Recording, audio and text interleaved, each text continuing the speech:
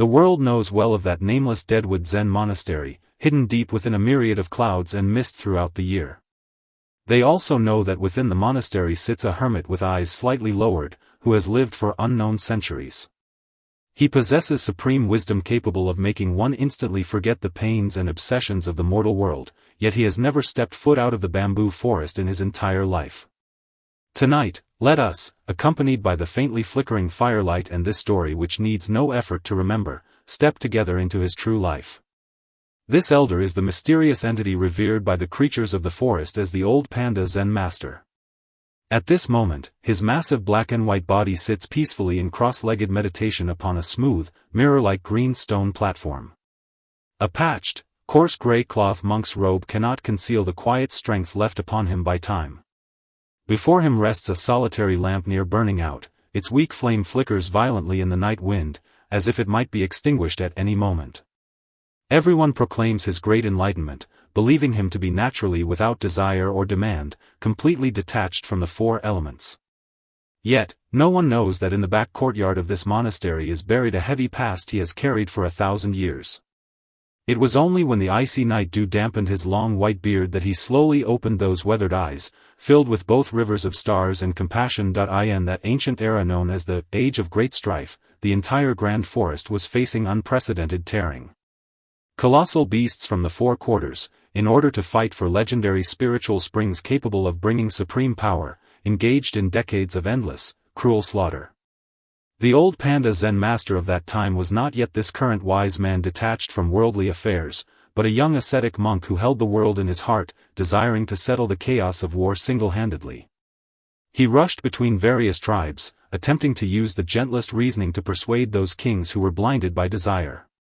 However, on a blood-colored dusk under a pouring downpour, he witnessed with his own eyes his most trusted disciple, for the sake of defecting to the enemy camp, not hesitate to secretly poison him with a deadly substance.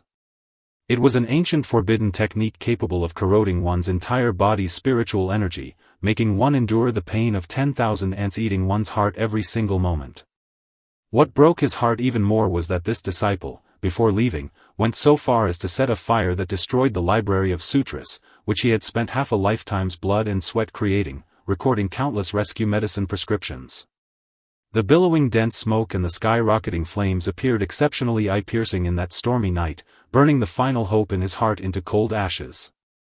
The old panda Zen master did not choose revenge, but instead, on a deep night without anyone, silently enduring the torture of the acute poison, dragged his heavy and lonely body step by step towards the most desolate deep mountains. That was the darkest period of his life, tortured simultaneously by the poison in his body and the collapse of his inner convictions. He came to this desolate bamboo forest, which was still called the Valley of Despair at that time, and built an extremely simple thatched hut. For years, the old panda Zen master did not utter a word, sitting in meditation facing a wall all day and night, letting moss spread across the doorway and spiderwebs fill the window frames. Until one winter night, a blizzard nearly crushed his tottering thatched hut completely. A little white fox, covered in blood with a broken right leg, stumbled blindly, knocked open the slightly ajar brushwood door, and collapsed directly at his feet. Following behind the little white fox were several greedy-eyed jungle wolves emitting ghastly green light in the black night. The old Zen master quietly looked at the wolves outside the door, then looked at the little shivering creature in his arms, its eyes filled with a desire for survival. In that extremely cold deep night, the feeling of compassion within his body, which had been extinguished for many years, suddenly awoke quietly, like dried wood encountering spring. He slowly stood up, removed his worn-out gray monk's robe, and gently covered the little white fox with it. Then, his massive body quietly stood at the doorway filled with swirling wind and snow, like an insurmountable, towering mountain, blocking all malice coming from the darkness. After the snow and wind of that night ceased, the evil wolves were ultimately completely awed by that quiet, naturally majestic aura radiating from his body, and silently retreated. The little white fox remaining in the thatched hut, under the old Zen master's meticulous care, began to heal day by day. Every morning, the old Zen master would go to the back mountain to collect fresh tender bamboo shavings covered in dew, brewing them into a warm decoction, feeding it to the little fellow mouthful by mouthful. During this seemingly placid time together, the little white fox would often perch on the old Zen master's shoulder, listening to him narrate those ancient natural philosophies to the void. However, peaceful days are always brief. On the day the little white fox's injuries were completely healed, it made a move in the deep night that caught everyone by surprise. It actually took advantage of the old Zen master being in deep meditative stillness to secretly steal that single ancient tree spiritual pill, which the old Zen master used to suppress the deadly poison in his body and regarded as his life. When the first rays of morning sunlight shone through the damaged window frames into the room, the old Zen master opened his eyes to see the completely empty medicine chest and a trail of panicked small paw prints left on the floor. If it were an ordinary person, they would likely be absolutely furious at this moment, because losing the spiritual pill meant the deadly poison in his body would break out completely again, and his life would enter a countdown. But the old panda Zen master merely let out a long, long sigh. Within that sigh there was no anger, only an endless release of one who had seen through the convergences of karma and fate. Having lost the spiritual pill to suppress the toxins, the old panda Zen master's body began to grow weak and senescent at a speed visible to the naked eye. His movements became slower and slower, and his originally black fur also gradually began to be stained by the wind and frost of years, growing out white whiskers. But not only did he not collapse, he instead laid out a set of rough porcelain teaware by the green stone platform every day, quietly waiting for something. Until one evening half a month later, that little white fox which had stolen the spiritual pill reappeared at the edge of the bamboo forest, only this time, following behind it was a dying old clan leader of the White Fox clan. As it turned out, the little white fox's betrayal and theft back then was not for itself, but to save its mother, who was in imminent danger and near the end of her lamp. The white fox knelt before the old Zen master, its forehead pressed hard against the icy green flagstones, tears wetting the dead leaves on the ground, trembling uncontrollably as it begged for punishment. The old Zen master stepped down from the stone platform, extended a wide, thick, and warm large hand, gently stroking the little white fox's somewhat disheveled fur. He shook his head with a smile and said in that low, hoarse, yet infinitely gentle voice, "All things have their cause and effect. You abandoned integrity for the sake of filial piety, the medicine saved a life that should be saved, so it was not wrong."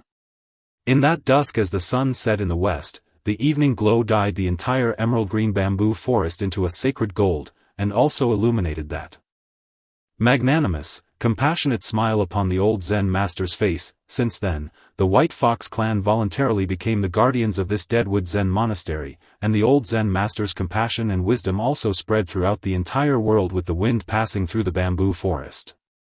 Countless beings who had suffered countless hurts and lost their direction in the mortal, secular world began to come here from thousands of miles away, seeking only to hear the old Zen master say a word or two. Facing those seekers of the way who came laden with worldly fame and profit, grievances, and love-hate relationships, the old Zen master never spoke profound and difficult-to-understand great principles of Buddhist Dharma. He simply invited them to sit by the green stone platform, drink a cup of bitter bamboo leaf tea brewed with mountain spring water, or accompany him to quietly listen to the sound of rain deep in the night. Strange as it was, no matter how anxious, angry, or despairing a soul, as long as they sat in this simple monastery for half an hour, the fire within their heart would slowly be extinguished. For within this elder's dawdling movements and unhurried eyes, they saw time's truest, most encompassing form. He used more than half his life to prove to the world that against this world's cruelty and violence, the best weapon was never a mightier power, but extreme gentleness and endurance. The mountain wind blew through relentlessly all 4 seasons, carrying away the pain of countless people, while the wrinkles on the old Zen master's face, like the growth rings of bamboo, recorded circle by circle the suffering he endured on behalf of all sentient beings. At this moment, in this silent hour belonging to the deep night, the lights of the nameless deadwood Zen monastery still emit a faint warm glow in the darkness. The old panda Zen master still sits in cross-legged meditation upon that green stone platform that has accompanied him for 1,000 years, the prayer beads in his hands still turning soundlessly and tracelessly. In this life, he has witnessed the rise and fall of heroes, experienced the deepest betrayals, and endured painful tortures inconceivable to ordinary people. Yet, in the end, he chose to transform all of that hurt into this wisp of faint tea fragrance, and this segment of gentle night talk used to accompany you into sleep. Those grievances, love-hate relationships, gains, losses, rights, and wrongs within the story have all now sunk into the boundless darkness along with the night wind, never again to startle any waves. Now, the distant mountain peaks have grown completely quiet, and the scattering stars, just like the old Zen master's kindly gaze, quietly guard your dreamscape. Please close your eyes with a secure heart, lay down all heavy thoughts, and let this array of ethereal bamboo wave sounds lead you into the deepest, most secure sleep. Good night, and may you, in the depths of the old Panda Zen master's quiet bamboo forest, have a sweet, long dream far removed from clamor, tranquil and peaceful.